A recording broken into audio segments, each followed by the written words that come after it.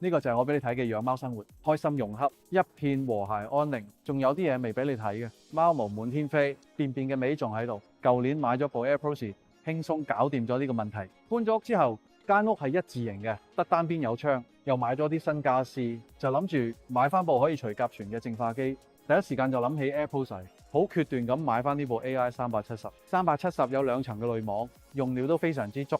再加埋專業嘅塔式結構，過濾得更加精細。下面入氣，上面出氣，啲污糟空氣一次咧就可以過濾乾淨。唔單止可以淨化我哋呢啲多貓家庭嘅便便味，上面嗰層5公斤嘅活性炭濾網，全部都係柱狀粒粒炭，仲可以分解新家私散發出嚟嘅甲醛。淨化品同埋 VOC 擺喺客廳，新買翻嚟個電視櫃已經基本上聞唔到味，之後就唔使擔心甲醛問題，可以放心咁買。下邊嗰層 HEPA 濾網，好似我哋養貓家庭99%嘅細菌病毒同埋致敏原咧都可以過濾走嘅。空氣入邊嘅浮毛梗係唔使講啦，德國 EC 風機嘅風力好大，但係噪音就好細咯。機頂個位非常闊落，啲貓仔好中意喺上面瞓，一啲都唔驚。